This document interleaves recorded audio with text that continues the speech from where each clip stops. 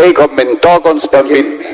Il Spampinato lo voglio mandare anche dopo io praticamente sotto protezione ha fatto delle minacce di morte nei miei confronti. Non le posso dire anche, non le posso dire chi le ha fatte. No, ma non mi interessa. Se lo riterrà opportuno io posso fare anche questo. No, non le chiedo questo. Tutto quello che mi dice Spampinato per salvare la mia vita e quella dei miei familiari. Sì. Dopo questa visita, in quell'incontro che cosa è successo? Avete parlato di qualcosa? Qualcosa, poi siamo stati un po' io sono andato. Lei con Spampinato commentò questo episodio? Di che cosa? Cioè, lei non si chiese... Scusi, Dico, lei non si chiese come mai Spampinato e Santa Paola avessero consentito che lei venisse a conoscenza di un rifugio, di un latitante importante? No, era tacito, se lui mi diceva sale e me l'ha fatto trovare là, il che significa? Che lui era consenziente. Appunto, benissimo. Meno domande faceva, meglio era. Perfetto. Dico, lei con Spampinato commentò, avete avuto motivo di riparlare di questa visita e di questo incontro? Non signora.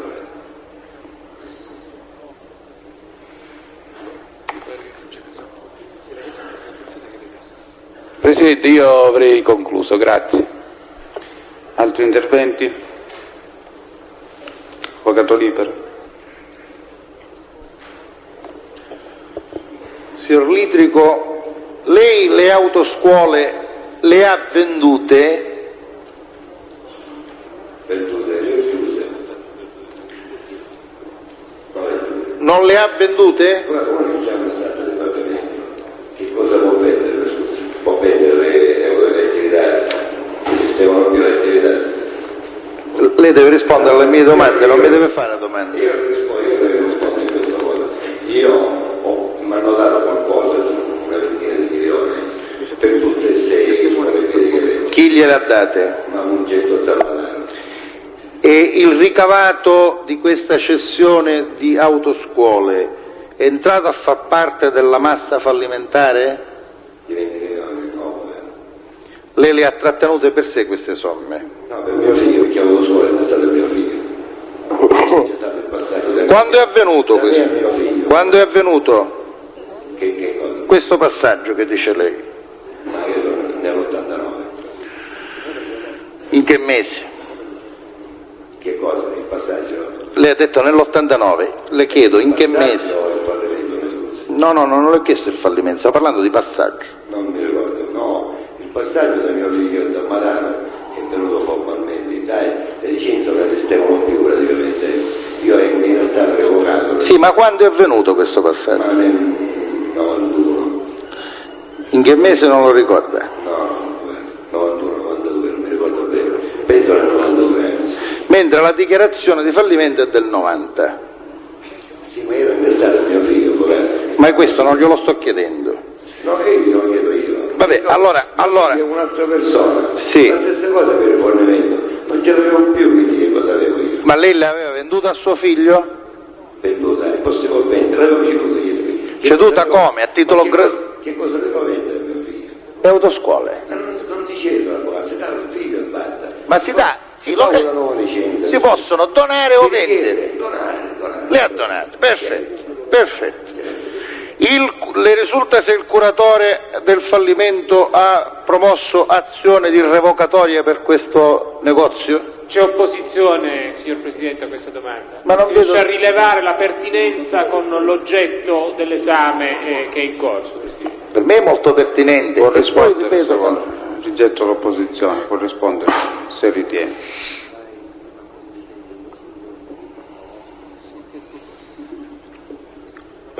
Può rispondere Litrico se vuole. Cioè l'avvocato le ha chiesto se è stata promossa un'azione revocatoria. No, l'azione revocativa da parte della curatela. Ma non era più mia, forse non mi seguono, scusate. Va bene, è stata, la seguo perfettamente. Va bene, passiamo ad altre domande, avvocato Libero. Va bene, accolgo l'invito del Presidente. Dove sono andati a finire quei milioni? No, se lo vuole dire. Non gliel'ha Dica quello che crede. chiesto. Aiuterà, se vuole dico a milioni. Tutti i giorni all'ingare. Avvocato, che non devono finire? Io ero un cadavere vivente. Cosa? Io ero un cadavere vivente. Signor Lidrico, mi scusi, signor Lidrico, poi parli lei. Poi lei parlerà quando c'è il suo avvocato, fa tutte le dichiarazioni che vuole. Ma lei non dovrebbe fare domande di questo tipo, che sono Se le finalizzate a ben altro vicini le avvocati. mie domande sono legittime perché la Corte ha detto che sono legittime. Mi scusi, lei non si può permettere di dirmi che io non devo fare Io mi domande posso di questo. permettere di fare quello lei non che lo può ritengo di fare. poter fare. No, lei non lo può fare, signor pubblico ministero. Lei ha La proposto, domanda è lei può stata fare ammessa, opposizione. signor Avvocato, c'è stata la risposta, per favore. Procediamo oltre. Cosa vuol dire, signor Lidrico, quando afferma che spera di recuperare denaro come persona offesa? Avvocato, non rispondo a questo. Sono problemi miei. Lei ha parlato di una archiviazione dell'indagine fatta dai pubblici ministeri dottori Zuccaro e Rossi. Chi l'ha fatta questa archiviazione? Non lo so, ma magistratura. Era un processo nei confronti di chi? Allora, dei miei estortori. E chi erano? È Sciuto Maurizio, Sciuto Antonino, Filippo Foti. E c'è stato un processo che imputato qualcuno lo dipendeva l'avvocato strano. Quello è stato assolto. No, io dicevo, no, non ricordo chi lo praticamente. Erano quelli del Baresso, della Esso. Va bene, grazie Presidente. Presidente, mi scusi, mi è sfuggita una domanda, mi consente? Siamo ancora nella fase del controesame. Si accomodi. Senta, è brevissima, signor Lidrico. Poco fa lei, quando io le ho fatto la contestazione relativa alla mancata segnalazione del nome di Coco, ha detto che l'ha ricordato successivamente guardando le fatture del ristorante. No, le fatto alcune appuntini, io prendevo il nome avvocato e quindi io ho una serie di appunti, moltissimi appunti, e man mano sono una stanza piena di appunti, di carpette, quando ero al comune c'ho tutti. Quando c'ho un po' di tempo mi leggo e poi ne traggo le conclusioni. Se devo fare dichiarazioni spontanee per altri fatti delittuosi. Cioè, questi appunti lei, mi scusi, li ha presi all'epoca o li ha redatti successivamente durante... All'epoca ci sono delle delibere del comune dell'80, dell'85, prima che io praticamente collaborassi, molto prima. E per caso in questi appunti si trova segnata la data in cui lei andò a trovare Santa Paola? No, questo non si poteva appuntare, non lo appuntavo, non esiste. Invece aveva appuntato i partecipanti alle cene. Cose fatte delittuose, No, mi scusi, mi scusi. Chi mi incontrava, ci voleva un computer ogni volta. Benissimo, ecco, allora però, mi scusi, non riesco a capire, la cena alla quale era presente Coco non la vedeva come estorto, come soggetto di usura, la vedeva come persona che doveva discutere un modo, se ho capito bene, illegittimo per definire una questione penale e amministrativa. Poi all'epoca non ero sotto. Ancora aspetti la domanda. Quindi dico, questo che dice lei non mi pare che giustifichi l'appunto relativo a quella Avvocato, cena. non faccia commenti. Non si ammette la domanda. Ma non era, ancora non l'avevo Vabbè, fatto. Va bene, allora, faccio un'altra. facciamo, Va bene. Come mai lei segnò questa cena? Per quali motivi lei prese appunti sui partecipanti a quella cena? Non si ammette la domanda in questi termini. Scusi. Va bene. Lei ha preso appunti sui partecipanti a quella cena? Scusa, non ho preso appunti, siccome avevamo l'impresa con una contabilità, cioè io uscivo soldi, mio fratello usciva soldi, praticamente io la misi agli atti, nei atti, come pezzo di appoggio, che poi a fine mese ci facevamo i conti. Io ho uscito 2 milioni, mio fratello 1 milione, sono allenato 2 milioni, quello 5 milioni, quindi ci paghiamo, l'ho preso questo, no perché ho preso appunti, io ho una fattura, allora all'epoca non so se c'era l'IVA o la lista che fanno e presentano i ristoranti, solo come pezzo d'appoggio, non come appunti. Bene. Allora lei ricordò la circostanza della cena, non i presenti, perché nella fattura non credo che lei... Qualcun altro anche della trattoria siciliana che ci andavano i coppie sbandierati con altre cose, ma non ricordo io, Sì. perché non posso ricordare, non sono un computer, si preme un bottone tutta una volta, per un tratto io, se le ritiene può esaminare per dei giorni, per un mese. No, signor Lidio, è un problema... Mi preparo bene e le conto tutte le pezze che voglio che lei vuole. Ma lei oggi è venuto per essere esaminato, non è colpa mia se lei... Dunque, allora guardi, facciamo... Lei... Aspetti perché a questo punto non ritengo che sia più produttivo il controesame, quindi se vogliamo passare ad altri argomenti. Sì, Presidente, scusi, lei ritiene che non è produttivo, ma io invece ritengo di dover accertare. Mi scusi, io faccio la domanda e lei non me la ammette se ritiene che non sia pertinente. Ma questa è già una preventiva non ammissione di altre domande sullo stesso argomento. Presidente, mi scusi. Mi pare che sia scavato abbastanza su questo. Presidente, scusi, se il collaborante non mi risponde, io la devo riproporre necessariamente. La mia domanda è semplice, precisa, forse l'ho fatta in termini sbagliati. Vediamo se ce la faccio ora. Io dico, da quale appunto ha potuto ricordare la circostanza che ad una cena alla Costa Azzurra alla quale ha fatto riferimento c'era Coco? Non ha detto che e come? Me lo ripete perché... Le vezze di appoggio delle trattorie o dei ristoranti che andavamo, tante spese che io facevo, ognuno di noi... Mi scusi signor Lidico, prego. questo l'ha già detto e poi il Presidente ha la sensazione che io le faccia sempre le stesse domande. Io le sto facendo una domanda precisa. Appunto non ce l'ho di Coco, io non lo ricordo. Ecco. Non è che posso avere appunto, c'era il signor Coco e c'era il signor Spambinato.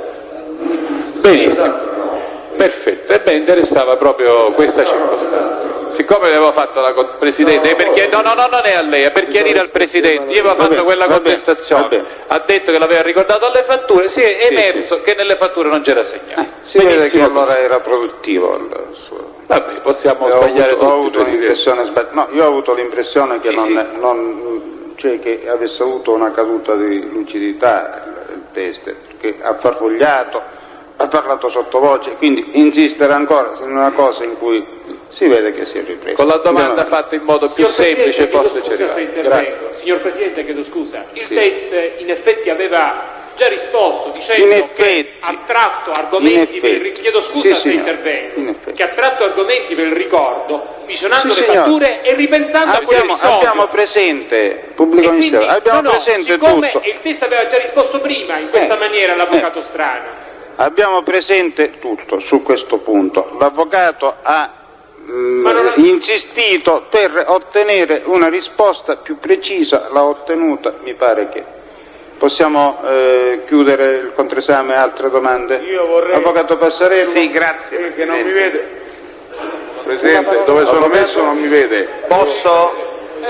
Avvocato Papalia, se si sposta sulla sinistra così io non lo vedo. Allora, Avvocato Papalia. No, io mi limiterò a 2 battute, Presidente. Signor Litrico, ha mai conosciuto un certo signor Paladino Sebastiano? Non signore. Una signora Romano Lucia? Non signore. Ho finito. Avvocato Passarello. Sì, grazie. Signor Litrico, tra i suoi collaboratori presso l'autoscuola da lei gestita vi era un tale di nome Santino? Sì, signor, Litrico Santo. Litrico Santo? Sì, è un suo... mio omonimo, non sono di Palermo. Sì. E un signore che di nome fa Emanuele? Sì, Aloisio Emanuele. Aloisio Emanuele. Sì. Conosce un certo Pulvirenti Armando? Pulvirenti Armando? Sì. No. Grazie, non ho altro. Pubblico ministero?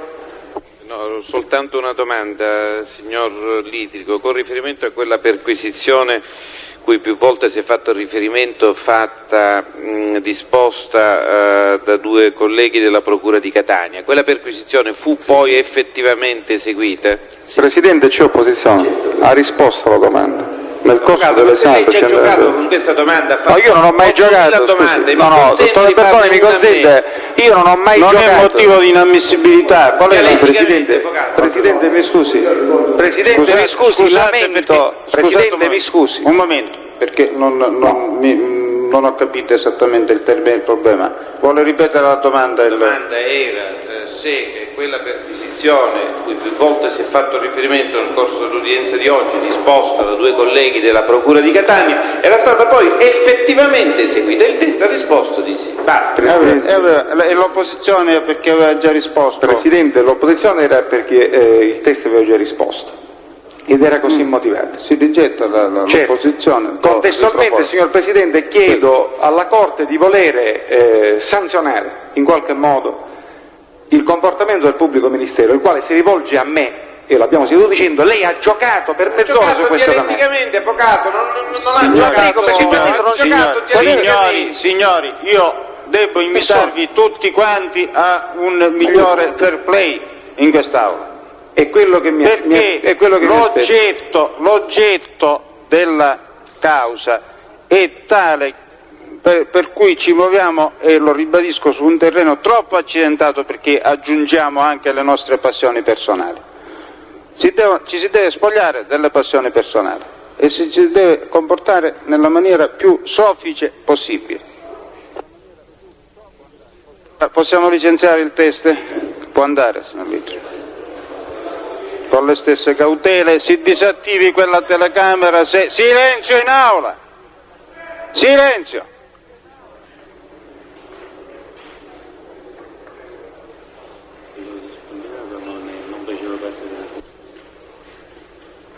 Aspetti un attimo.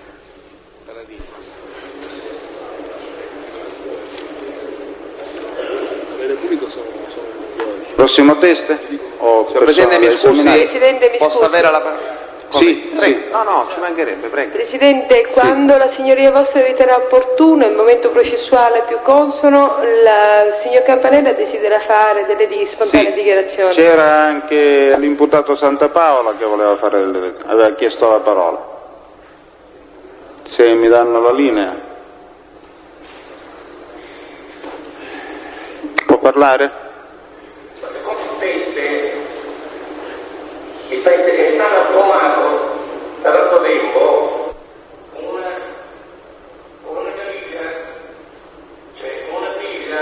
una legge di ritorno, è stato bene addestrato, quindi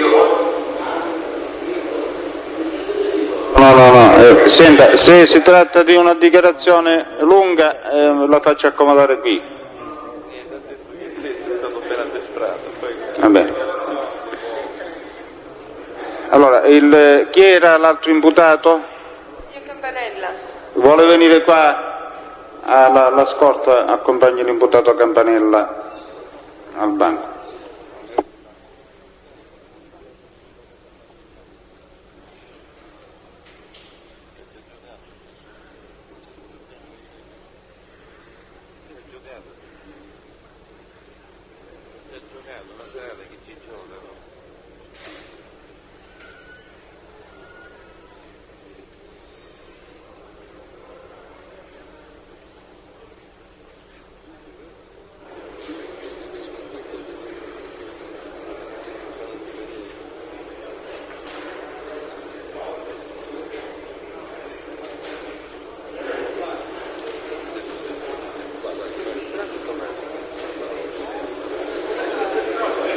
Solo che, guardi, se si vuole... bene, stanno spostando il microfono, va bene.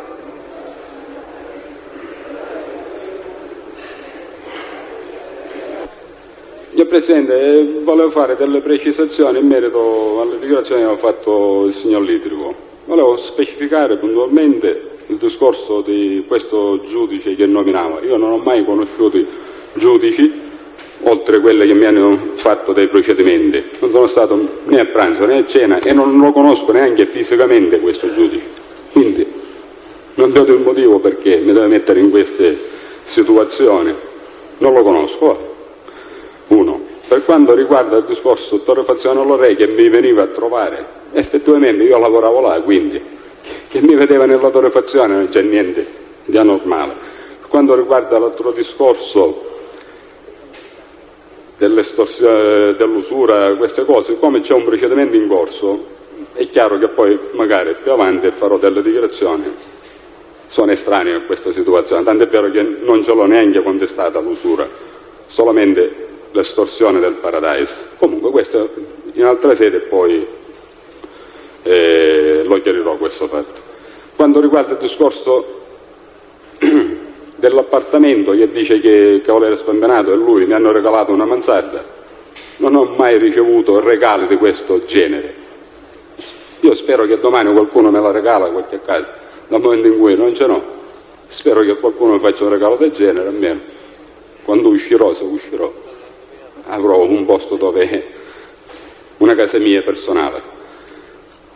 Effettivamente la casa è stata comprata, che l'ho saputo durante la mia carcerazione, da mia sorella e mio cognato, in occasione che si sono sposati e cercavano casa. Ho saputo tramite la buonanima di mia madre, quando ero in carcere, dopo l'82, che mia sorella e mio cognato, sposandosi, avevano trovato casa tramite il Cavaliere Spambenato. Non so però le modalità, quando l'hanno pagata, quando gli è costata, se l'hanno pagata a rate, col mutuo, questo non glielo so specificare. In ogni caso penso che non ci sia persona migliore per chiedere mia sorella e mio cognato. Tutto qua, signor Presidente, volevo fare questa precisazione, la ringrazio.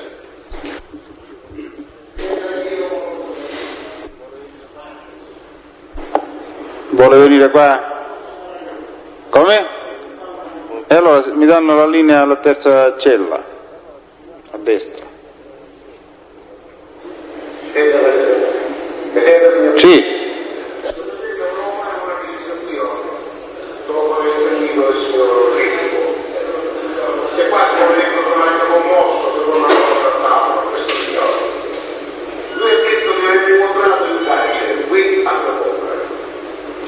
E tra le altre bugie che ho detto in precedenza, che io non ho mai incontrato questo signore, dice che c'era vino, un getto terreno. Io sono stato più volte, solo per 3 giorni, quando sono stato arrestato, isolatissimo e per 24 ore sono stato visto dagli agenti di polizia penitenziaria. Quindi lui non solo non ha parlato con me, ma ha sentito dire che ero l'uomo là, ma questo terreno, questo inizio con me non esiste. E poi mi dice come mai tu mangi con Santa Paola, con Campanella, o Ercolano, li avete sempre visti per dire che sponderanno, mentre Sant'Eri, Sant'Antonio, ti ricevevano la sua vita dove facevo festine, non so. Queste erano le relazioni. Va bene. Possiamo procedere oltre? Sì. Pubblico Ministero? No, signor Presidente, mi scusi. Sì. Sono richieste? Sì, ci sono richieste, Presidente, credo che... Sì.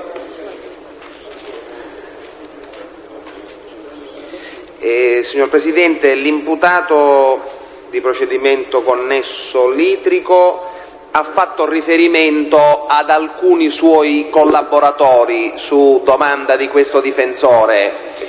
Noi chiediamo che gli stessi...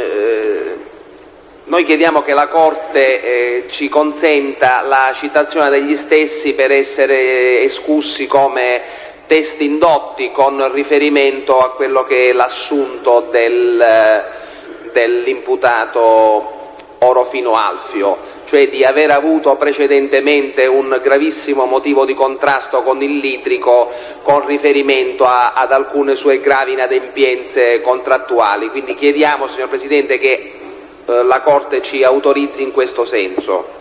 Pubblico Ministero. Chiediamo, signor Presidente, anche, ed ho concluso, di essere anche ammessi a produrre, con riferimento alle dichiarazioni del Litrico che hanno dato luogo all'emissione di una ordinanza di custodia cautelare contro Orofino Alfio per il reato di usura, sono le stesse identiche dichiarazioni che il Litrico ha prospettato in questa sede, cioè l'avere messo in contatto l'Orofino, il Litrico e tale piazza. Ecco, in relazione a queste dichiarazioni accusatorie è stata emessa un'ordinanza cautelare che è stata annullata, signor Presidente, con ordinanza del Tribunale del Riesame di Catania. Quindi chiediamo che la difesa di Orofino su questo punto sia ammessa a produrre tale ordinanza, che può senz'altro, a nostro avviso, non dico definire, ma certamente può contribuire, ecco, a ricostruire la verosimiglianza, la probanza delle dichiarazioni accusatorie ribadite in questa sede dal Litrico. Pubblico Ministero?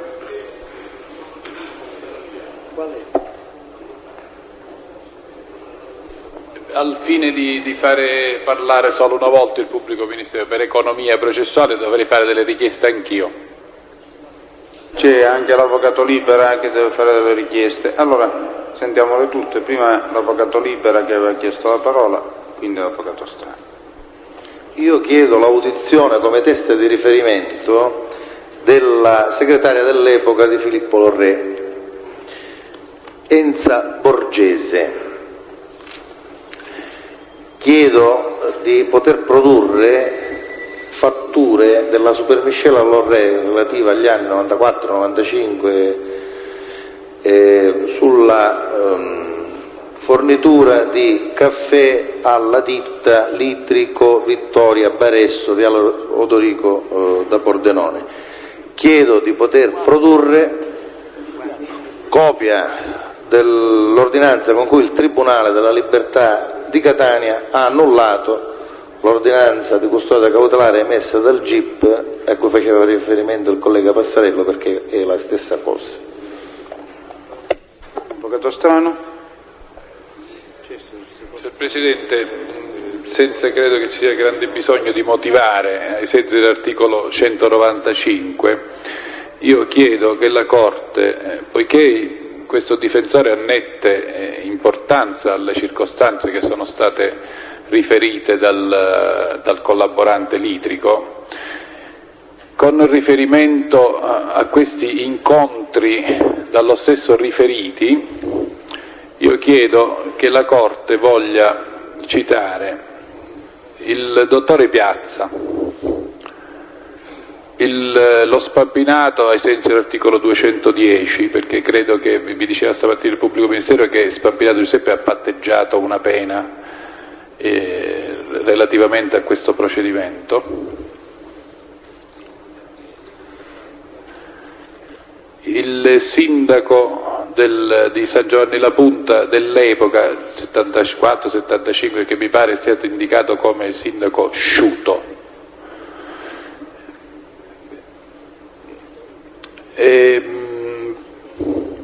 Io non intendo chiedere la citazione del magistrato più volte citato in questo processo, però credo essi è a mia conoscenza, che spero di non sbagliare, che all'epoca di queste dichiarazioni gli atti furono inviati a Messina e credo di sapere che allora vennero l'azione penale, il procedimento, l'indagine venne archiviata. Quindi chiedo che la Corte acquisisca, se ritiene che sia nei suoi poteri, la sentenza di archiviazione.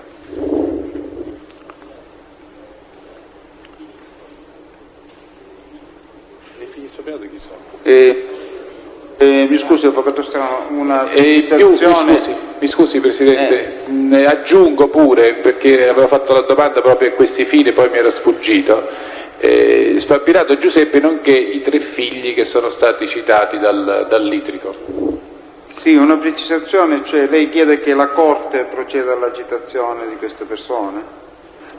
Chiedo che mi autorizzi, possono diventare testi della Corte, perché mi pare che se noi lo chiediamo, però se lei ritiene solo di autorizzare la difesa alla citazione, il problema nostro è che non sappiamo chi siano questi, cioè dove sia in servizio il dottore Piazza, dove si possa trovare il signor Spampinato, dove siano i figli del signor Spampinato, dove sia il sindaco Sciuto per chi era a quell'epoca. Chiedo scusa signor Presidente, solo per avere dei chiarimenti, se l'avvocato Libera potesse indicare le ragioni della richiesta ammissione del test Enza Borgese, mi pare che abbia detto, e le ragioni anche della ammissione dei testi indicati dall'avvocato Strano Tagliarelli, con eccezione chiaramente di Spampinato, per il quale già il pubblico ministero aveva chiesto in ogni caso l'esame all'inizio di questo procedimento, di questo processo. Sì, le posso chiarire, se il Presidente mi autorizza, le chiarisco. Il collaborante Litrico ha riferito di pranzi alla Costa Azzurra con la partecipazione anche del mio assistito Santa Paola, al fine di sistemare, diciamo fra virgolette, perché è un termine che si usa, comunque per trovare i rimedi ad una situazione.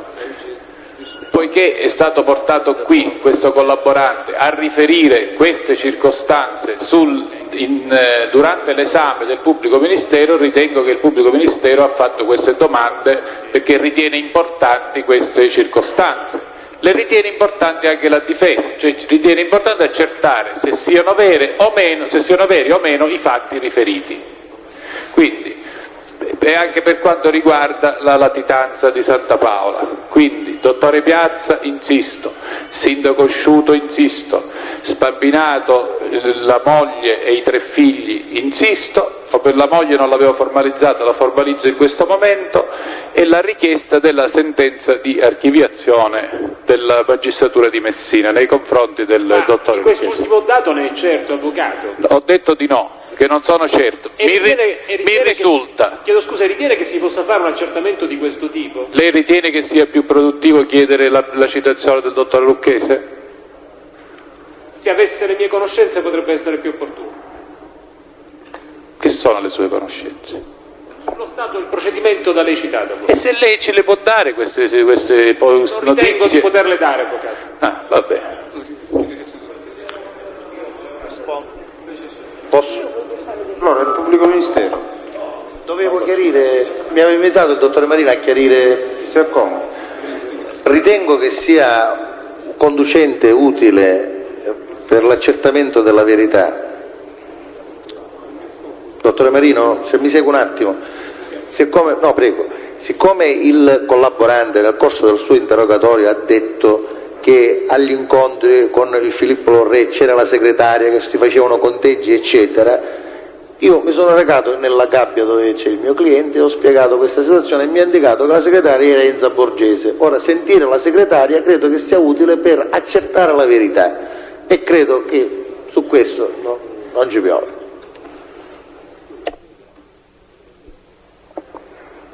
Presidente, chiedo scusa, avrei delle richieste istruttorie da avanzare.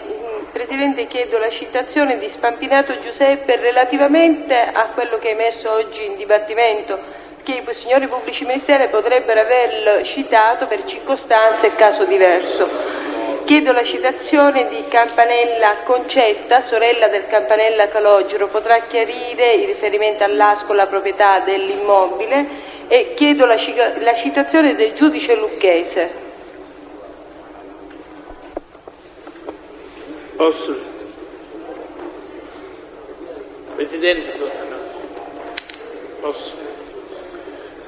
Presidente, avvocato Attanasio per Cristaldi, Di Bella ed altri, io chiedo con riferimento all'accertamento dibattimentale, in particolare con le dichiarazioni rese dal signor Litrico Matteo, di poter essere ammessa a produrre la sentenza che ho indicato stamattina del 27/7/93 nei confronti di Pulvirenti e di Litrico Matteo, passata in cosa giudicata.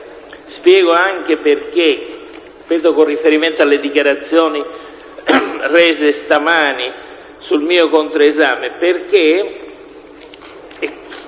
penso che sia chiara, perché fra le imputazioni vi è anche per Litrico, Pulvirente e Cunnella sempre il reato dell'articolo 97 DPR 57 numero 361 per avere il Pulvirenti Alfio insieme agli altri indicato a più elettori la combinazione di voti di preferenza, uno dei quali a favore del candidato Pulvirenti Alfio, presidiato il Purvirenti Angelo ed altri accoliti del medesimo sodalizio criminale i seggi elettorali durante le operazioni di voto, così da esercitare pressioni per costringere numerosi elettori a votare in favore di Pulvirenti Alfio, candidata all'elezione per il no delle elezioni civili. Credo che sia evidente la ragione con riferimento alla conflittualità di quanto asserito oggi dal signor. Quindi io chiedo di produrre la sentenza che è passata in cosa giudicata e indica i punti che ritengo siano di conflitto con le dichiarazioni rese oggi dal testo. Grazie.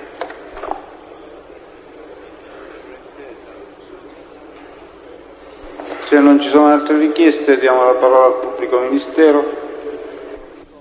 Presidente, poi io sono creditore ancora di una ordinanza, sia essa di accoglimento o di rigetto, sulla richiesta che formulai ieri in riferimento alla necessaria produzione, secondo me, del programma di protezione o atto similare che riguarda i collaboranti.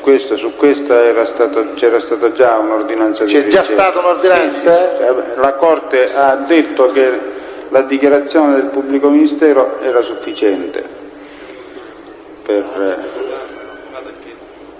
per l'ammissione, no, lei diceva la produzione del programma, sì, cioè come fatto diverso dall'accertamento se la persona da esaminare fosse soggetta al programma. Il pubblico ministero fece una dichiarazione e su questo, per carità. Sì, va bene, d'accordo, sì. Sono creditore. Presidente, grazie. Mi scusi, avvocato Andille, non solo per comprenderci, giustamente lei poc'anzi faceva riferimento qualche secondo fa a quel problema che si era sollevato ieri sulla dichiarazione della qualità soggettiva del deponente. Sì. Io le chiedo, per la Corte è risolto tecnicamente il problema così, nel senso che la dichiarazione della parte che fa richiesta di audizione del deponente è sufficiente a qualificare la disciplina del suo esame?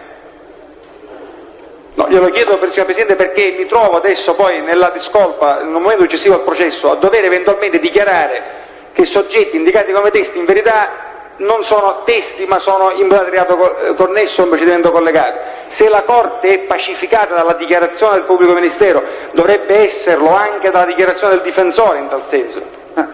No, il problema il Presidente prima dell'esame fa delle domande per vedere qual è la posizione e al chiarimento di questa posizione contribuiscono tutte le parti, sia il pubblico ministero che il difensore. Oltre che se non la situazione non dovesse essere chiarita, allora si fa un ulteriore accertamento. Presidente, ma mi pare che anche a posteriori, nel caso dell'Itrico, le connessioni sono emerse a sufficienza. Il problema, signor Presidente, è questo, che un conto è la verifica oggettiva di una situazione che può determinare quale presupposto la scelta di una forma dell'esame in senso tecnico, se testimonianza o audizione ex 210, oppure se questa verifica la Corte di fatto non svolge se non attraverso la compulsazione dello stesso deponente, il quale corre il rischio, lo dico anche per i fini della utilizzabilità poi degli atti, corre il rischio di dire cose inesatte o non vere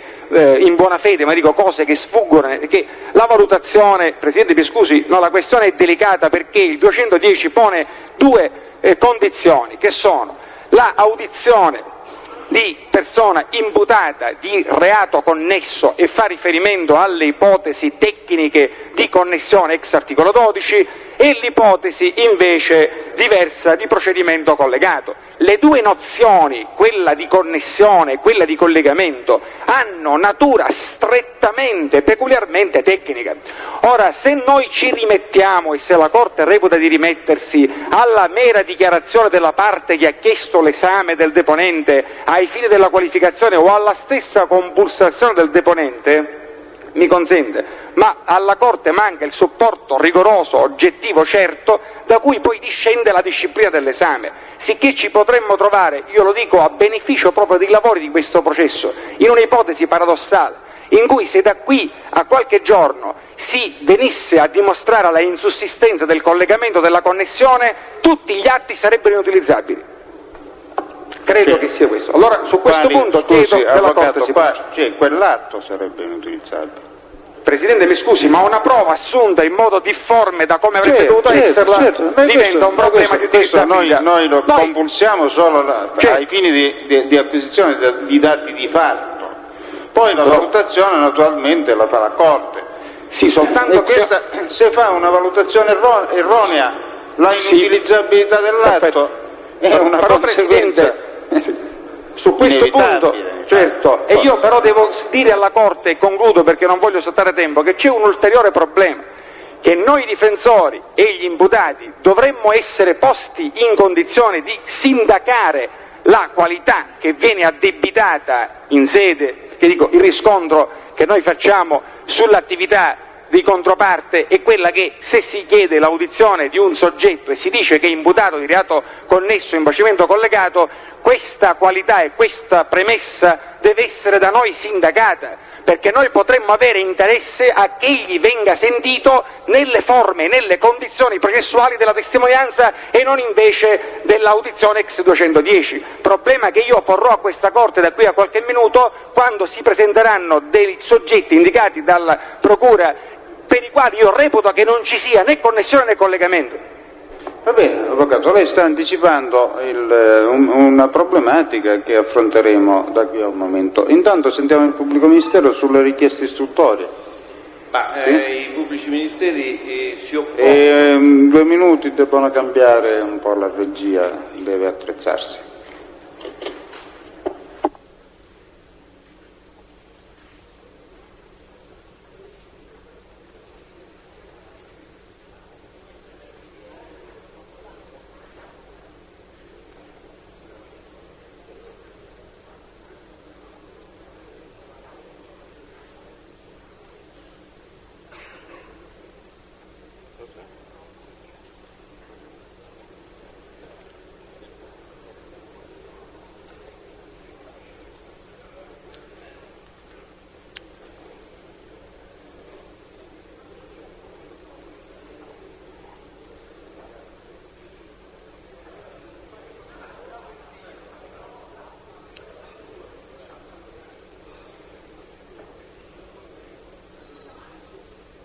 Pubblico Ministero, un po' di silenzio per favore. Sì, Presidente, noi rispondiamo in linea soltanto di principio e quindi in linea di principio ci opponiamo soltanto all'acquisizione di atti come richieste di misure cautelari o di ordinanze di custodia cautelare relative ad altri processi, e quindi l'ordinanza del Tribunale della Libertà. Chiediamo l'esame come teste di riferimento del professore avvocato Guido Ziccone. In linea di principio continuiamo a dire che la dichiarazione del pubblico ministero come parte pubblica è sufficiente per giustificare la qualifica di proprio perché il pubblico ministero esercita l'azione penale e quindi ha una conoscenza del motivo della iscrizione di una persona nel registro delle persone indagate. Peraltro voglio far presente, con riferimento alla tematica sollevata dall'Avvocato Gentile, che la richiesta dell'Avvocato Attanasio di acquisizione della sentenza passata in giudicato nei confronti di Litrico Matteo taglia la testa al toro, perché è in re ipsa che questa qualifica di imputato in procedimento connesso è stata rivestita dal Litrico. Mi scusi, ma mi pare che l'Avvocato Antille sollevava un problema di carattere generale, no? E infatti non riguardava la utilizzabilità di quelle dichiarazioni. Ma questo lo vedremo dopo, certo, di principio. Prima la Corte si... Vabbè, ne vogliamo parlare subito, c'è questo... c'è un problema. Permesso. Cioè, il Pubblico Ministero sulle richieste istruttorie non ha osservazioni, non si oppone, tranne che per la produzione, a quanto ho capito. E chiede l'esame del test del professor avvocato Guido Ziccone e quindi ecco. Allora, affrontiamo ora il problema dell'esame di Paladino, mi pare, no? Ci riferiamo a Paladino ora? Signor Presidente, Paladino e gli altri. Oggi c'è un programma, è una cosa per volta. Sì, signor Presidente, non glielo chiedevo perché poc'anzi lei, rispondendo, non ricordo a un collega, disse la Corte l'ha risolto nel senso che la dichiarazione resa dal pubblico ministero sufficiente ai fini della qualifica del soggetto. Se no, non dico, avevo capito questo, forse, no, e ho capito questo male. Era l'assoggettamento alla tutela. No, la dichiarazione. Io mi riferivo solo a questo. Sì, lo so, no, poi dico poi il discorso della connessione, del collegamento è un problema di interpretazione di elementi di fatto che possano rendere operative le indicazioni dell'articolo 210. Certo, signor Presidente, però dico ora, se lei, quindi sono cose che vanno risolte caso per caso in relazione alla posizione della persona che si deve esaminare. Ora io dico, la prossima persona a esaminare sarebbe questo Paladino. Lei che cosa prospetta? Quali dubbi ha sulla sua... ne è stato chiesto l'esame come imputato di procedimento, come imputato connesso, mi pare, no? Sì. Signor Presidente, aspetti, accertiamo intanto questo. Presidente, devo parlare io o deve parlare? No, chiedevo al pubblico ministero se è stato chiesto conferma di questo. Sì, cioè, se è stato chiesto reato connesso nel procedimento 5236/93. Bene, ora l'avvocato Reato Antille... di cui all'articolo 416 bis, primo, secondo, terzo e quarto comma, per aver fatto parte, insieme ad altre persone, di un'associazione mafiosa affiliata all'organizzazione denominata Cosa Nostra, facente capo a Benedetto Santapaola e finalizzata, avvalendosi concretamente della forza di intimidazione del vincolo associativo e della condizione di assoggettamento e di omertà che ne deriva, alla commissione di numerosi delitti contro il patrimonio, la persona e di altro genere, con l'aggravante di essere associazione armata. Gennaio 1992. Come si è conclusa questa l'indagine? Con il patteggiamento innanzi a chi? Questa Corte innanzi al GIP. Al GUP. Presidente, mi scusi, il problema ritorna. Io non ho nulla da obiettare. Presidente, dobbiamo sentire Paladino. Se per l'avvocato questa dichiarazione del pubblico ministero è sufficiente, si procede. Quando toccherà ad un altro imputato del reato connesso, l'avvocato solleverà di nuovo il problema. Credo e questo ho chiesto all'avvocato Antille se con riferimento a questa persona ha problemi. No, Va bene, allora la Corte si ritira solo per deliberare sulle istanze istruttorie.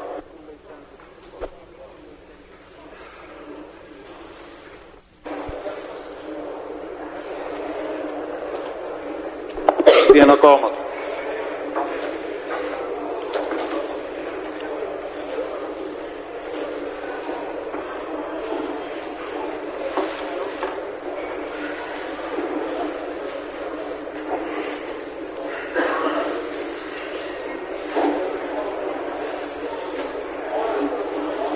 Un po' di attenzione per favore.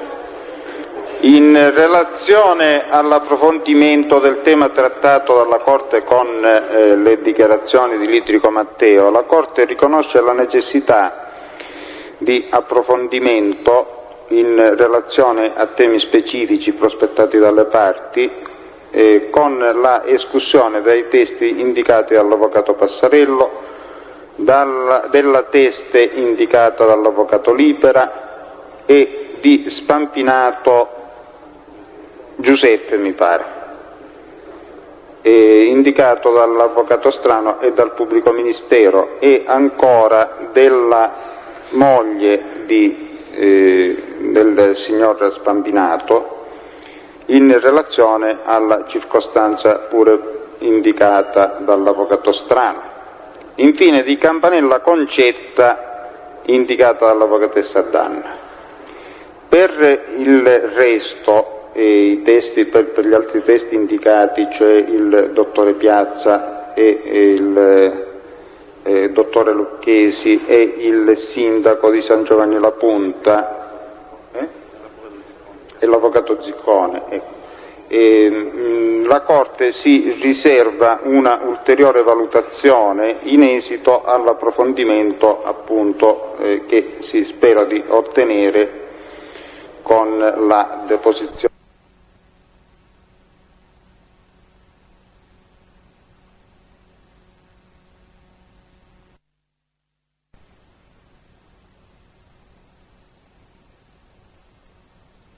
reato connesso Spampinato. Per quanto riguarda la richiesta di prova documentale, di ammissione di prova documentale, si ammette senz'altro la sentenza irrevocabile indicata dall'avvocato Attanasio, mentre non si ritiene rilevante ai fini della decisione l'acquisizione di programmi di protezione dei collaboratori di giustizia. Per quanto riguarda la richiesta di produzione di decisioni del Tribunale del riesame, la Corte rileva che anche se questi documenti non attengono direttamente al tema del processo, tuttavia, secondo la prospettazione degli istanti, attengono alla verifica e alla valutazione di certe affermazioni accusatorie di Litrico Matteo, che è sempre utile valutare appunto ai fini della decisione. Se ne riconosce la rilevanza e pertanto si ammettono. Chiedo scusa, Presidente. Per questi motivi, sì. Chiedo scusa se la interrompo. Sì. Solo per chiarimento. Sì. In merito, sarebbe stata ammessa l'ordinanza del Tribunale di Libertà con la richiesta e l'ordinanza di misura cautelare o solo l'ordinanza? No. Solo l'ordinanza del Tribunale del riesame. Poi quando finisce il pubblico ministero chiede la parola. Sì. Io ho finito. Il dispositivo segue la premessa che ho fatto, e quindi si ammette la citazione dei testi sopra indicati e provvederanno le parti per quanto è loro possibile, mentre mi pare che non ci dovrebbero essere difficoltà. Per la signora Spampinato può provvedere l'avvocato Strano? Presidente, io per Spampinato, essendo un precedente già imputato in questo processo, non credo che dovrò trovare problemi. La posso citare allo stesso domicilio se sono ancora... Sì. Tra l'altro credo che il PM l'abbia citato come imputato di reato connesso Spampinato. Sì, no? sì, non ci sono problemi. Solo io vorrei ora io non so come si chiama anche l'opportunità di sentirli in prosecuzione questi testimoni, cioè di sentirli la settimana prossima. Quando riterrà la Corte, cioè per me, visto che già faceva parte dei testi del PM, oggi sono testi miei, quindi potremmo vedere di citarli, solo che noi non abbiamo la polizia giudiziaria, io devo citare l'ufficiale giudiziario, eccetera. Per lei è uno solo, è la signora Spampinato. Sì, e anche Spampinato diventa teste mie, cioè se il PM lo vuole, lo cita subito, io non faccio nessuna difficoltà, ovviamente. Sì, se il PM dice lo citiamo fra 4 mesi, li attiverò io. Avvocato, io credo che erano testi del PM tutti gli imputati di reato connesso la cui posizione è stata stralciata all'udienza, alla prima udienza o nelle udienze immediatamente successive di questo processo. Credo che Spampinato sia stato stralciato dinanzi al GUP, motivo per cui se non è indicato in lista vuol dire che non l'abbiamo indicato e deve provvedere lei. Deve vedere un po' la lista. Dottore Bertoni, io ho detto questo perché mi pare che o lei, dottore Marina, qualcuno ha detto l'avevamo già citato. Se non fa parte della lista del PM... Infatti, sto dicendo questo, remedius perpetuum. Sì, dico, per seguire la premessa possiamo citarlo a cura della cancelleria tramite polizia giudiziaria per martedì prossimo, se non ci sono osservazioni. Presidente, martedì sarebbe il 6, ma io non ci sono. Chiedo scusa Presidente, ma martedì mi pare che ci sia un programma per quanto attiene all'altro processo, non all'associazione. Il pomeriggio, è già rinviato al pomeriggio di martedì l'altro processo. Solo devo accertare se c'è udienza anche di mattina oppure no, se l'Aula è impegnata da altro. Ecco Presidente, se l'udienza è pomeridiana io non ho problemi. No, martedì c'è l'altro processo già fissato, processo per gli omicidi. Lo possiamo fare venerdì se la Corte venerdì non ci dovrebbe essere udienza perché allora, se lei mi può indicare, prepariamo alla trasferta. Se lei mi può indicare quali sono le udienze utili, mi dica lei. Signor Fede. Che martedì mattina io sicuramente non posso essere presente.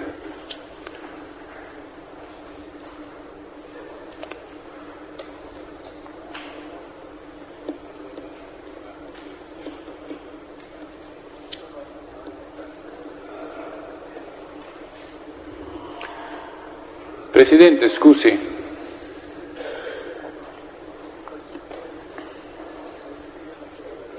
Ai fini della celerità, dal momento che la Corte ha deciso di citare lo Spampinato a cura della Cancelleria, ritiene che la Corte, anche se dovrei citarlo io, devo dire, può citare anche la moglie, perché fra l'altro non so nemmeno come si chiami. Sì. Ah, benissimo, grazie. Per quanto, Presidente, per quanto saranno citati? Prego? Per quanto saranno citati? La prima udienza utile, non so se martedì mattina o mercoledì pomeriggio, perché la prossima settimana noi abbiamo udienza in questo processo solo martedì mattina, se non ricordo male, mercoledì pomeriggio, giovedì pomeriggio, poi sospendiamo. Presidente, allora possiamo fare mercoledì pomeriggio, perché martedì mattina io sono assolutamente impossibilitato. Allora li citiamo direttamente per mercoledì pomeriggio. Va bene, Presidente. Anche per la mia testa, Presidente? Tutti questi. Mercoledì pomeriggio. Per mercoledì pomeriggio, sì, mercoledì giorno 7.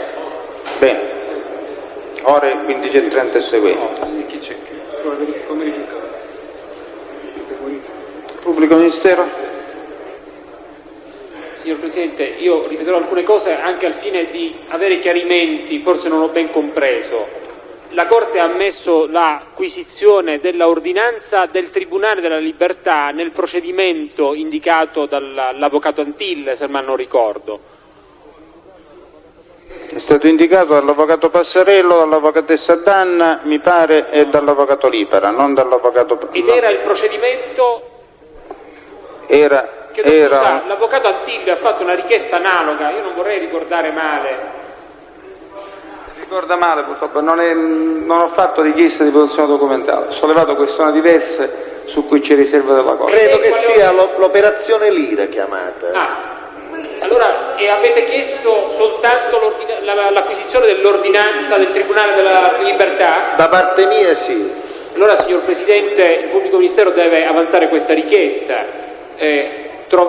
Troverebbe illogico acquisire un'ordinanza del Tribunale della Libertà che va ad esaminare un provvedimento restrittivo emesso dal GIP senza che appunto quel provvedimento venga anche all'esame della Corte, e quindi il Pubblico Ministero chiede l'acquisizione della richiesta di misura cautelare della relativa ordinanza del GIP, in merito alla quale si è pronunciato il Tribunale della Libertà. Sì, allora io ribadisco che è stato prospettato dalla parte che richiedente, è stata prospettata una valutazione che sarebbe contenuta nel provvedimento delle dichiarazioni di Litrico Matteo, cosa che deve essere verificata in esito all'acquisizione del documento stesso.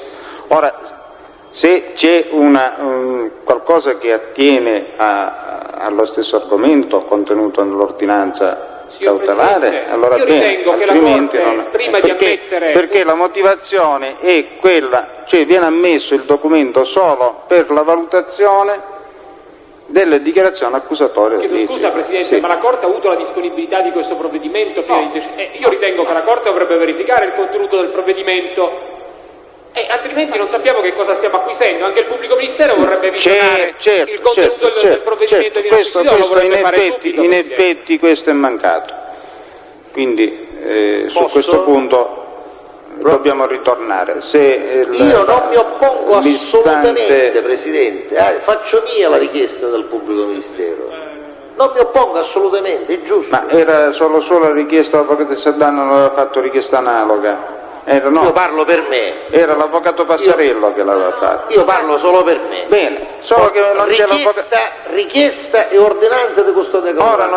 Ora non c'è l'avvocato Passarello, perché se anche l'avvocato Passarello fosse d'accordo si ammetterebbero tutti i documenti e poi lo vedrebbe la Corte. In ogni caso però questo documento deve essere mostrato al Pubblico Ministero.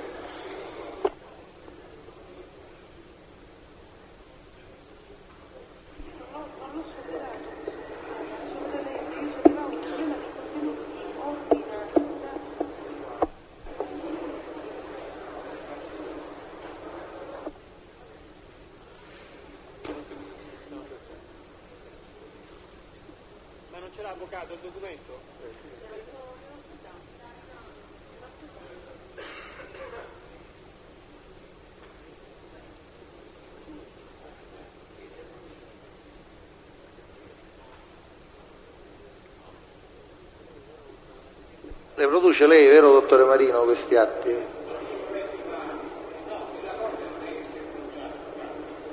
Comunque io eventualmente le posso, devo fare le fotocopie, le produco.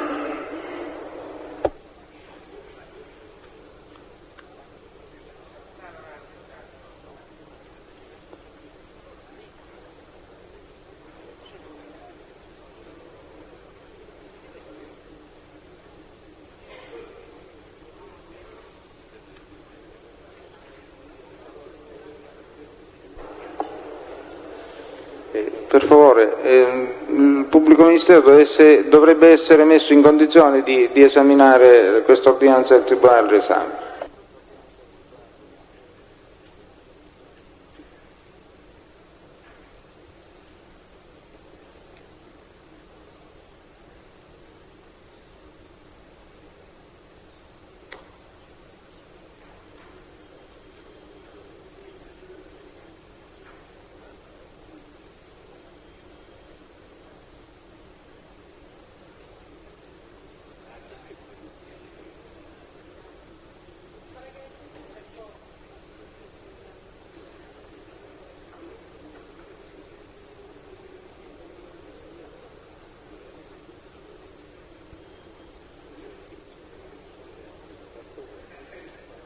Signor Fede, dovrebbe annotare, dovrebbe solo annotare l'ordine di citazione di Spampinato Giuseppe e della moglie di Spampinato Giuseppe, previo accertamento delle generalità, tramite polizia giudiziaria per l'udienza di mercoledì, giorno 7, ore 15:30 e seguenti.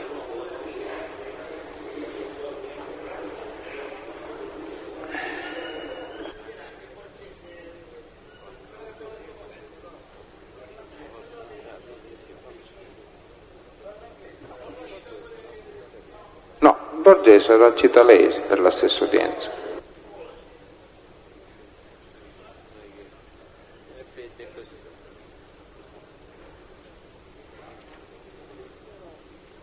Il pubblico ministero insiste nelle richieste fatte poc'anzi, Presidente. Avvocato Passarello, il pubblico ministero chiede che sia acquisito anche l'ordine custodiale nei confronti di Orofino del processo. Abbiamo già messo l'ordinanza del Tribunale dell'Esame, perché in effetti poi per relazione c'è il giudice Presidente per la ma è successo se si fa pubblicazione di cose di litri. No, discorso che le accuse di litri, come dobbiamo fare?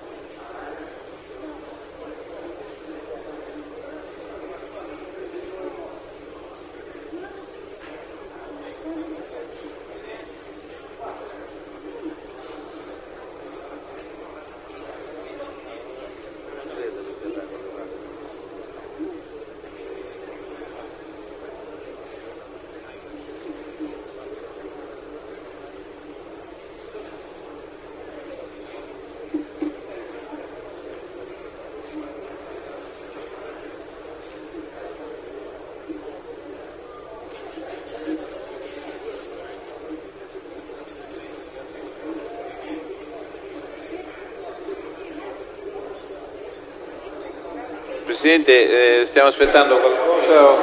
Stiamo aspettando, sì. Signor Presidente, mi pare che il tema sia questo, la richiesta da parte del pubblico ministero di coeva acquisizione dell'ordinanza custodiale annullata. C'è opposizione da parte di questo difensore, Presidente, perché credo che si tratti di atti e situazioni grandemente, diverse.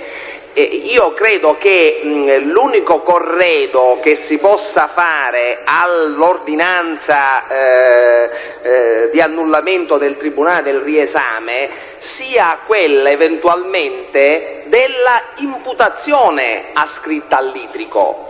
Quindi è chiaro che le motivazioni, soprattutto proprio perché annullate poi dal Tribunale del riesame, le motivazioni del giudice per le indagini preliminari credo che non possono portare a nulla, e credo che invece per una valutazione di pertinenza debba essere acquisita o dall'eventuale richiesta di rinvio a giudizio o anche dalla ordinanza custodiale esclusivamente l'imputazione, perché nell'imputazione è condensato il fatto, dal fatto potrà verificarsi la coincidenza tra lo stesso e le dichiarazioni accusatorie rese in questa sede dal litrico, e poi quindi poter apprezzare al meglio il ragionamento seguito dai giudici del Tribunale del riesame. Quindi vi è da parte nostra, proprio sotto il profilo della conducenza, della pertinenza,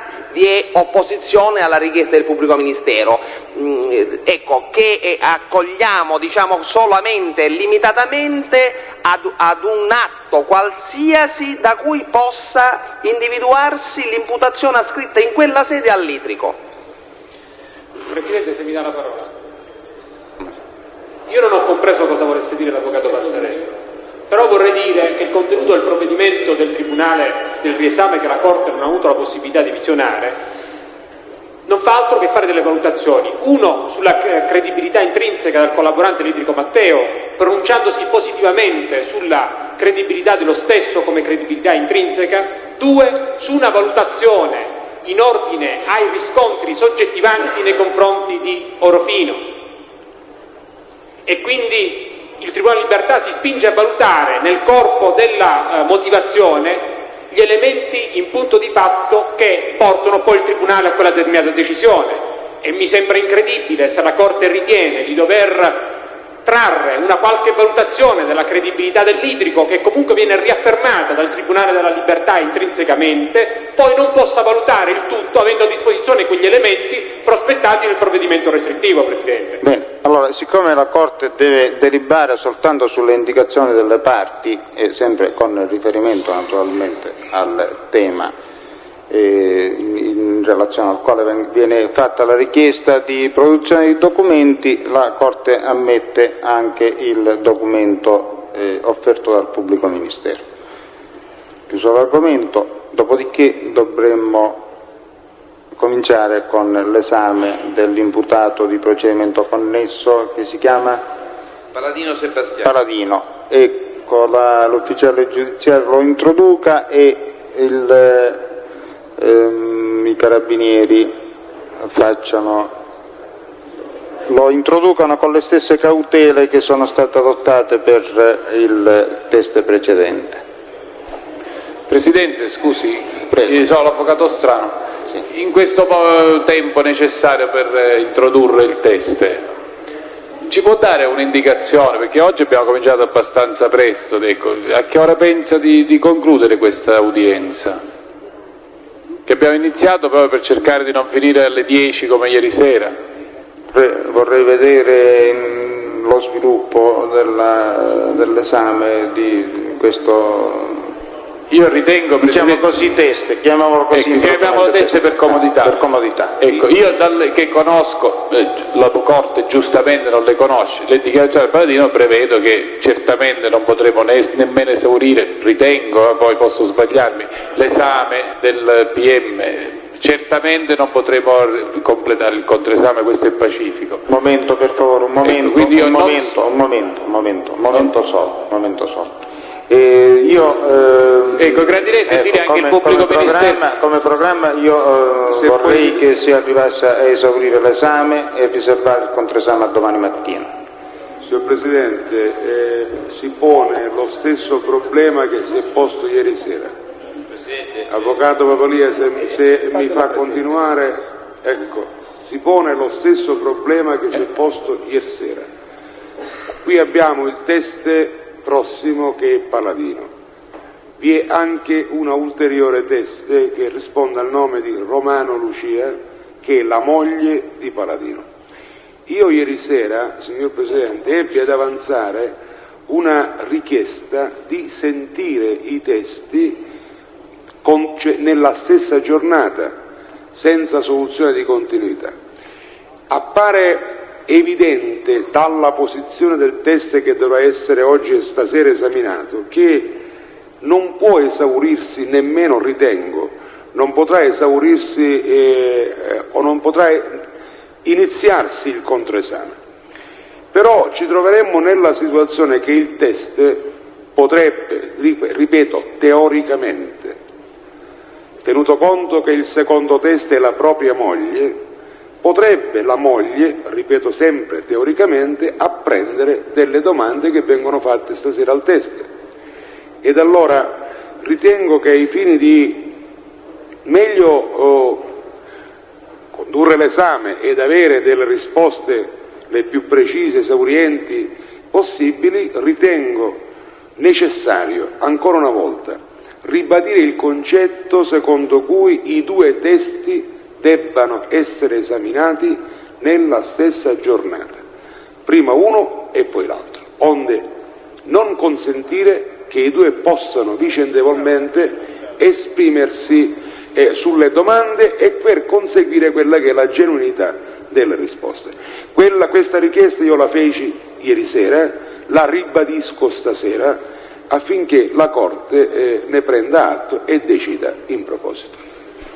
Mi rendo conto fra l'altro che è il pubblico ministero che deve scegliere, ma nel momento in cui il pubblico ministero ha ritenuto di indicare per la stessa giornata i due testi, allora io da questo traggo spunto per comprendere e quindi riferire alla Corte che è lo stesso pubblico ministero. Avvocato mio, lei l'ha chiarito il suo pensiero più che a sufficienza, è inutile ripetere sempre le stesse cose. Allora, chi c'era? L'avvocato Libera, brevissimamente. Mi associo alla richiesta dell'avvocato Papalia. Più breve di così, c'è il silenzio. Pubblico ministero. Presidente, le chiedo scusa. Sì, intendo associarmi anch'io alla richiesta e senza voler far perdere tempo alla Corte spiego perché in 3 parole.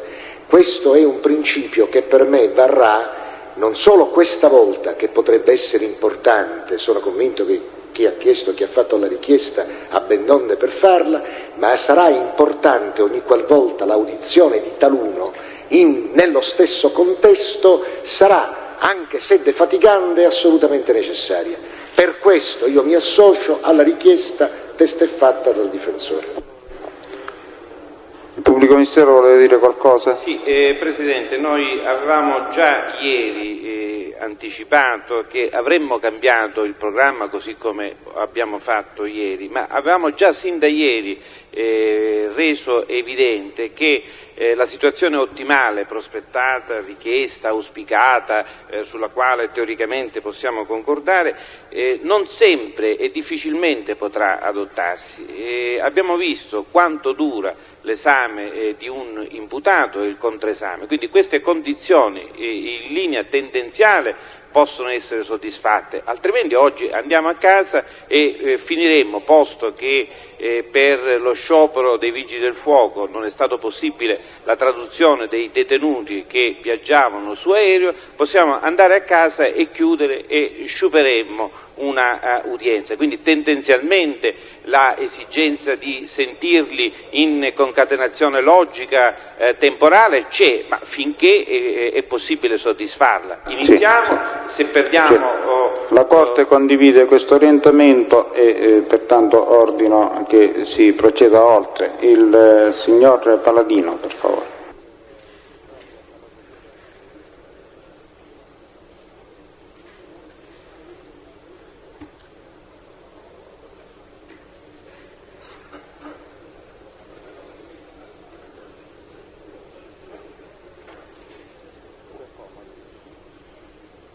Si accomodi.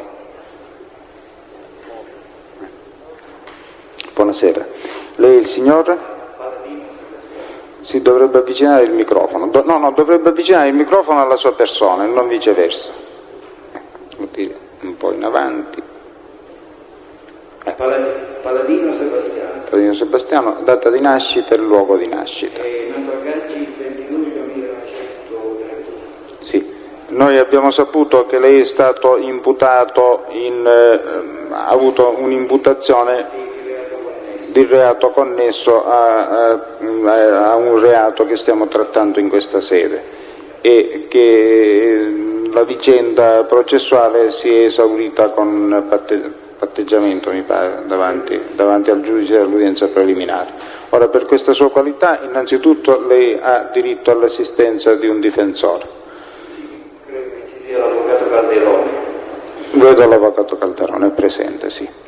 E la facoltà che le dà la legge è quella di non sottoporsi all'esame se non lo ritiene. Intende sottoporsi all'esame. Allora il pubblico ministero può procedere con le domande. Presidente, prima che inizi, vorrei sapere se, siccome non è stata fatta alcuna richiesta, come vedi i carabinieri che lo coprono, deve essere una richiesta, un provvedimento, eccetera, no? Credo. C'è una richiesta. C'è stata, no, scusi il pubblico ministero, c'è stato un ordine mio di procedere con le stesse cautele adottate per il test, tra virgolette, precedente. Se ci sono osservazioni si possono mettere a verbale. Presidente, ma è soggetto a protezione questo test o è un test normale? Credo che sia il REIPS, avvocato. Che vuol dire il REIPS? Ma è chiaro, è evidente che è un soggetto sottoposto a protezione, perché altrimenti non sarebbe così. Ora che le lo sta dicendo ne prendo atto, ma prima non c'era questa dichiarazione. Per me non è nulla scontato, Presidente, mi perdoni. Avvocato, l'articolo 147... In ogni modo io ritengo che nell'ambito della preservazione dell'integrità delle persone che vengono qui a essere esaminate, quale che sia la loro posizione, il Presidente della Corte abbia certi poteri e che ho attuato disponendo che l'esame avvenga in questo modo, con l'esaminando di fronte a me e con la barriera dietro le sue spalle. Presidente, mi consente di intervenire, non le chiedo di revocare, ovviamente, condivido il suo pensiero, le osservazioni verbali di tutti. Condivido il suo pensiero, nel senso che lei ha i poteri per farlo, però vorrei solo, al fine della valutazione di questa difesa, delle dichiarazioni e anche dell'atteggiamento del testimone, volevo sapere se questa sottoposizione al programma è successiva, perché mi scusi dottore Berto, un attimo solo, vi faccio completare, la mia domanda è cortese. Quando fu sentito come imputato di reato connesso nel procedimento Santa Paola più 3 dinanzi alla Corte d'Assise di Catania, non godeva di queste protezioni o altro. Ecco, io volevo sapere se erano mutate le condizioni soggettive e la qualità di questo imputato di reato connesso, solo questo. Presidente, devo rispondere? Prima che il pubblico ministero risponda. Mi pare che è una richiesta fatta, io non devo dire niente in proposito, se ritiene il pubblico ministero di rispondere, rispondo. Ma... No, certo, io volevo però osservare siccome non risultava, siccome non risultava sottoposto al programma, e questa è la mia curiosità, Presidente, che non è una curiosità spiccia, è una curiosità professionale, ovviamente, il Presidente mi intende. L'articolo 146 delle disposizioni d'attuazione prevede che la persona sottoposta ad esame sia posta in maniera tale da essere visibile alle parti. L'articolo 147 bis prevede l'adozione di particolari cautele volte a salvaguardare l'integrità, la tranquillità e la sicurezza del test, però individua soggettivamente le persone attraverso cui è possibile derogare a quella che è una norma generale contenuta nell'articolo 146 e che vuole che l'esame avvenga in maniera tale che il test sia visto da tutte le parti. Allora dico, il 547 bis, che è norma derogatoria, però prevede che il soggetto sia sottoposto a programma di protezione. Del resto, Presidente, altrimenti non capisco, sinceramente lo dico senza spogliandomi da alcuna voglia polemica, non capisco qual è l'esigenza di salvaguardare l'integrità del test. Gli imputati sono detenuti in condizione, diciamo, di non nuocere, ammesso che non è, escludendo che ne abbiano voglia. L'aula è piena di carabinieri, ci siamo avvocati e pubblici ministeri. Non capisco quale tipo di attentato all'integrità del test possa venire dal fatto che lo stesso sieda tranquillamente davanti alla Corte e sia da noi ben visibile, a meno che non ci sia questo programma di protezione. Ma io dico, anche nei confronti del programma di protezione non vedrei questa esigenza, e tuttavia però ribadisco che ove il programma di protezione non ci sia, vada applicata la norma di cui all'articolo 146 e non possa trovare applicazione che è una norma eccezionale. Signori, io devo solo dire che l'avvocato Catania ha detto con 345 parole quello che poteva dirne con 3 parole, perché io mi sono... Presidente, io oggi non ho preso la parola, le faccio notare che io oggi non ho preso la parola in qualsiasi momento, però, non mi accusi io di... ho premesso e credevo di essere stato chiaro, di aver applicato, lei mi potrà dire a modo mio, la disposizione del comma 4 dell'articolo 499 del Codice di Procedura Penale. E sul punto, siccome riconosco che può essere intesa come un'interpretazione a modo mio, ho detto che erano ammesse tutte le osservazioni a verbale, tutte le osservazioni in proposito. Mi pare che era chiaro il discorso. Presidente, le osservazioni uno deve motivarle. Io non credo di aver divagato, di essere stato logorroico o ampiamente, non mi pare, sinceramente. Poi forse mi sforzo di essere convincente, non mi dite di divagare volutamente per perdere tempo. Mi sforzo. Anche quanto è sintetico, avvocato, forse lo è di più. Presidente, comunque per stringere il discorso. Presidente, Pubblico Ministero, sì. Ecco. La disposizione di cui all'articolo 147 bis richiede come presupposto per i provvedimenti del giudice non soltanto l'ipotesi del programma di protezione, ma l'ipotesi anche in cui vi siano delle misure di protezione nei confronti del soggetto. E il fatto delle misure di protezione è la conseguenza di un provvedimento dell'autorità di polizia che prescinde dal programma di protezione che può essere adottato anche successivamente. È evidente quindi che nel momento in cui il signor Paladini è stato accompagnato qui dai carabinieri che ne hanno curato la scorta sino al momento in cui si presenta dinanzi alla Corte, il signor Paladino è perfettamente nelle condizioni di cui all'articolo 147 bis, perché è sottoposto a misure di protezione. Di questo il pubblico ministero se ne assume la responsabilità e dichiara a verbale che il signor Paladino è sottoposto a misure di protezione.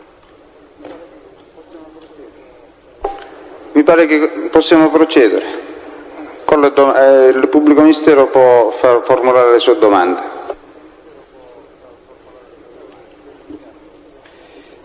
Signor Paladino, che attività svolge? È imprenditore agricolo. Un po' di voce, Presidente. Imprenditore agricolo. Vedo di sistemarsi meglio il microfono e alzi la voce, scandisca le parole, perché l'aula è grande, ha problemi di acustica. Sì, Presidente, ma io non è sereno. 9 ore mi sono. Lo so, più tutta la giornata di ieri. Più tutto... digiuno da ieri sera alle 10, quindi lascio a lei capire il mio stato d'animo in questo momento. Comunque, fin quando ce la faccio, sono qui a rispondere.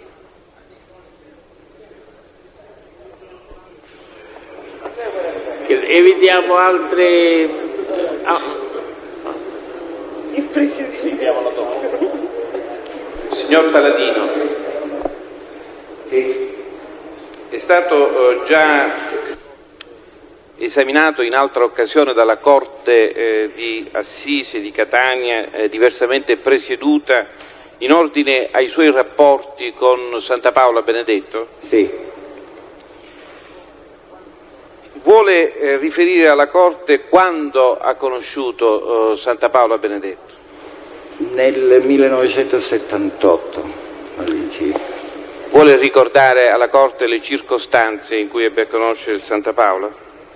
Sì, si trattava, me lo presentò un comune amico, un certo Franco Cutaia, a proposito di una riserva di caccia di cui facevo parte e chiedendomi di far entrare a far parte del gruppo di cacciatori il Nitto. Anche io ho detto bisogna chiedere al concessionario, ho chiesto, ho detto va bene, vieni su a Cesarò, e siamo andati io, Franco Cutaia e il Nitto a Cesarò.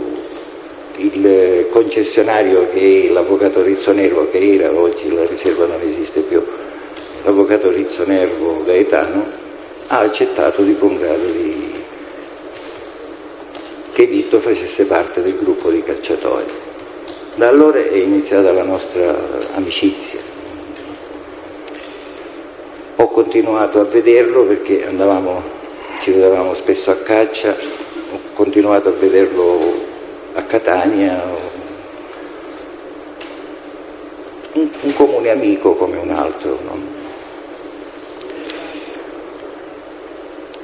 Lei ha dato ospitalità al Santa Paola? Sì. In che periodo? Dal 13 luglio 85 al 3 o 4 gennaio 1991. Dal momento in cui avete avuto modo di frequentarvi per la comune passione della caccia, sino al momento in cui ha dato ospitalità al Santa Paola, avete avuto altre occasioni di incontrarvi?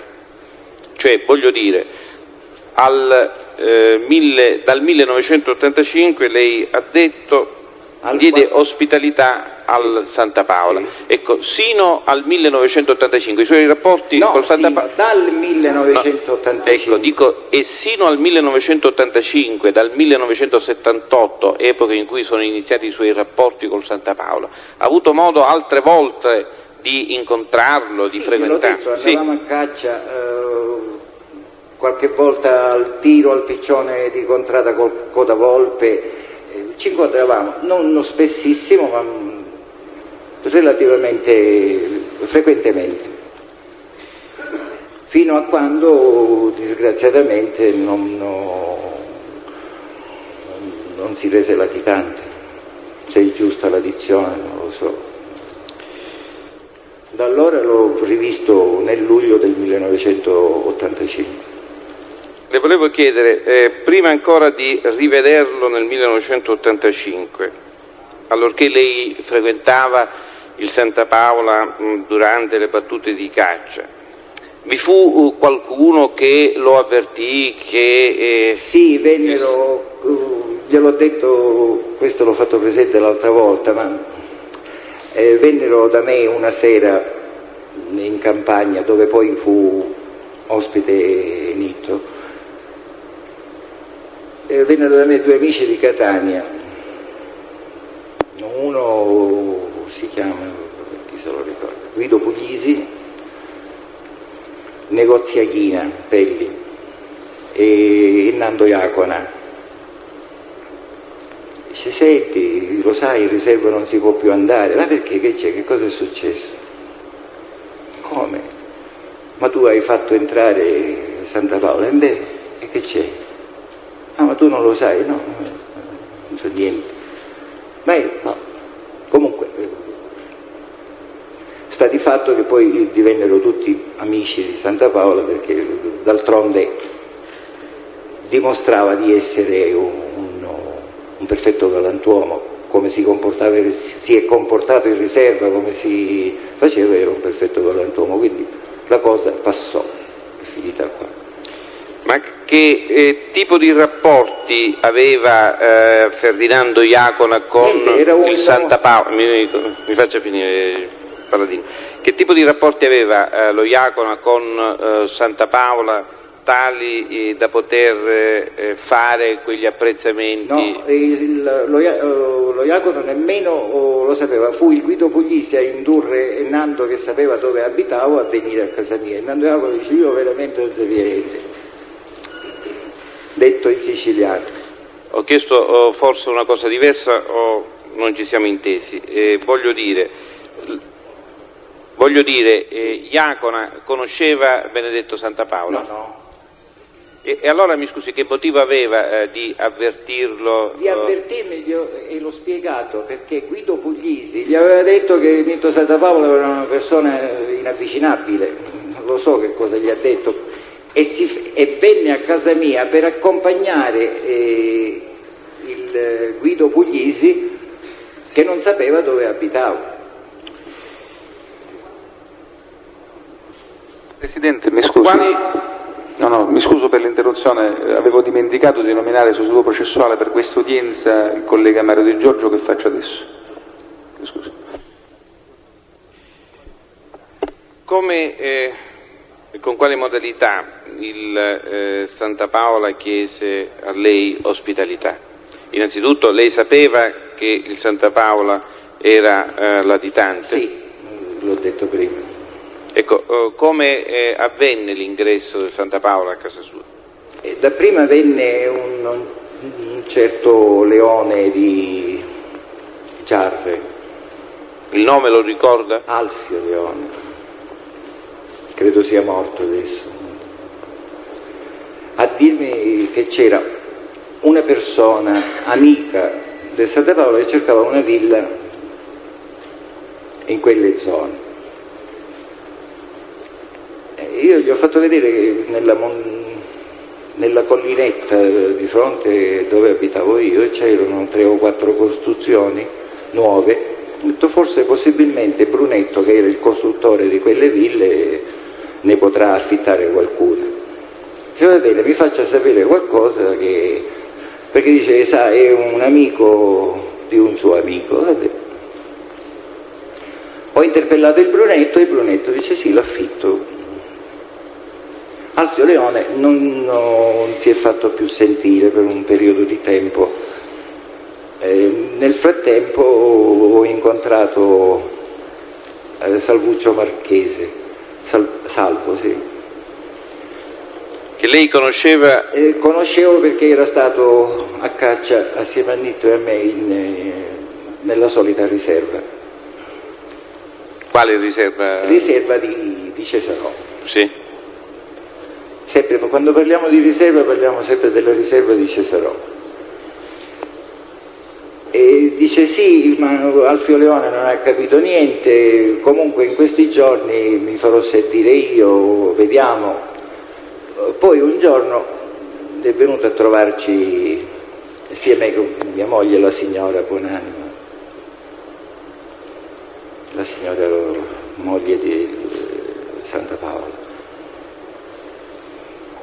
E allora l'ho avvicinato e ho detto: senta signora, mi perdoni, c'è stato Alfio Leone e sia Salvuccio che cercano una casa per un amico. Chi è? Mi posso fidare? Dice: no, guardi, veramente è per mio marito. Andrebbe bene anche qua, ma ho parlato con mia moglie la sera e ho detto: senti, andrebbe bene anche qua, lo ospitiamo, che dici? Fai quello che vuoi. Tu signore, per Nick c'è un libero, il piano inferiore, dove non era un luogo da re, era un luogo dove abitavano prima i mezzadri, comunque abbastanza buono. E così l'ho ospitato, sono andato io personalmente perché così mi fu richiesto dal nipote Enzo di andarlo a prendere. Sono andato io a prenderlo in una villetta nelle vicinanze di Zafferana, Tre Castagni, intorno. E l'ho portato a casa. Ecco, il nipote Enzo, cognome? Che credo Santapaola. Ecco, Ci vuole dire dove lei andò esattamente? In una villetta fra Zafferana e Trecastagni, nei boschi di Trecastagni, diciamo, Zafferana, non glielo so dire con esattezza il punto, so dov'è perché poi me l'hanno fatta trovare, ma se è in zona di Zafferana o è in zona di Trecastagni comunque è limitrofa alle due cittadine. Sa dare qualche indicazione su coloro che avevano dato o stavano dando ospitalità in quel periodo? Io non li ho visti mai, signor Pubblico Ministero. Da quello che mi è stato riferito da Nitto, erano una coppia con 2 figli, una femmina e un maschio. Non li ho mai visti in faccia. Ricorda quale attività svolgessero? Non ricordo se era il marito impiegato o lei impiegata e l'uno dei due aveva un negozio. Non mi chieda la natura del negozio perché non mi fu mai detto. E come avvenne allora questo trasporto, questo trasferimento? Nitto venne con me in macchina. Davanti stava Enzo, 100 metri avanti, e dietro, come si chiama? Un certo Zappalà se ben ricordo, Uzzuturi. Che attività svolgeva lo Zappalà? Falegname, se ricordo bene. E quindi? E quindi arrivammo a casa mia. Il tragitto fu fatto in pieno, diciamo, solleone, in pieno mezzogiorno, dalle 2 alle 3 meno un quarto. Ricorda il giorno esatto? E gli ho detto il 13 luglio 1985. Come fa a ricordare questa data con... perché non me lo faccia ripetere, lo prego, perché era il compleanno di una persona che oggi non c'è più. E lei sa dirci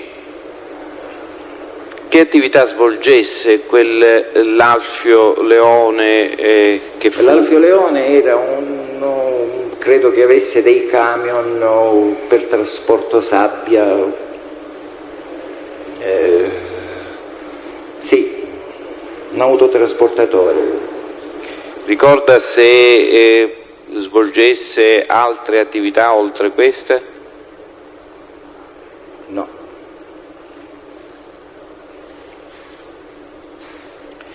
Forse quello che si diceva allora, non lo so.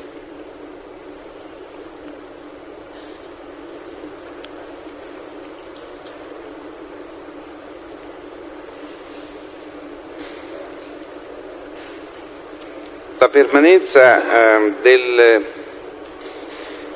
Santa Paola nella sua abitazione si è protratta senza soluzione di continuità? No, si è allontanato, se ben ricordo, 2 o 3 volte, 3 volte credo. Una volta mancò pochi giorni, una ventina di giorni, una volta 40, 45, una volta 2 mesi, 2 mesi e mezzo. Ricorda per quale motivo? La prima volta senza... Mi scusi, ha detto 3 volte, la terza volta? Prego? Mi pare che abbia detto che si è allontanato per 3 volte. E in quali periodi e per quanto?